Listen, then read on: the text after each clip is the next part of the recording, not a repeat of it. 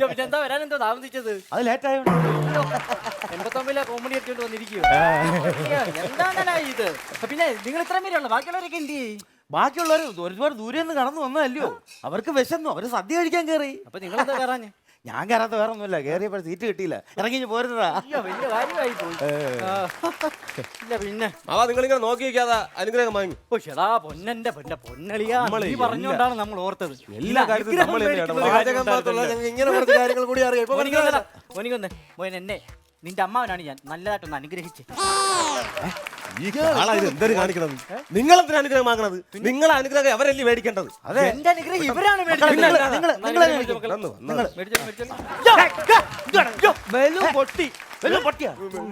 അവിടെ വന്നപ്പോഴേ പറഞ്ഞിട്ടില്ലേ ഇവിടെ ഒന്ന് കുരുത്തക്കേട് കാണിക്കുന്നത് മര്യാദ. ഞാനല്ലേ സൗണ്ട് ഉണ്ടാക്കി ബലൂനല്ലേ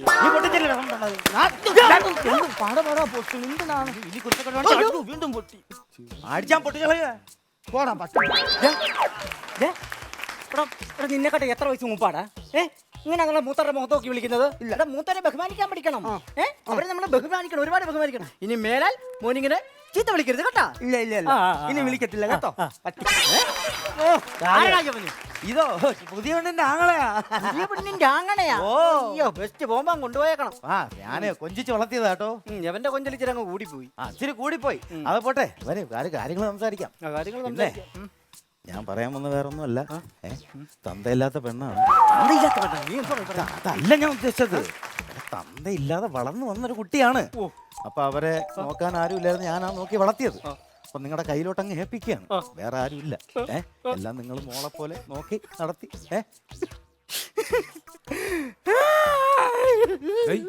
ഇവിടെ പട്ടി പറ്റി കിടക്കണം. തലവരെ പറയാൻ ഞാൻ പുതിയ തല്ലി കൊല്ലില്ല. പട്ടി കരഞ്ഞല്ലേ അത് അങ്ങേരി കിടന്ന് പോകണം. മാമാ ഇമ്മാടെ കരയാതെ നിങ്ങള് പെങ്കൊച്ചിനൊക്കെ വിളിച്ചോണ്ട് അകത്തോട്ടൊക്കെ പോയി. എടാ, എനിക്ക് വിഷമം കേട്ടാ പെട്ടെന്ന് ഫീലിങ്സ് വരും കേട്ടാ. അപ്പൊ ഒരു കാര്യം ചെയ്യാം, നമുക്ക് അകത്ത് കയറി ഇന്ന് ഷാപ്പാടൊക്കെ കഴിച്ചിട്ട് ബാക്കി വരവ് നമുക്ക് കിട്ടാനുണ്ടല്ലോ.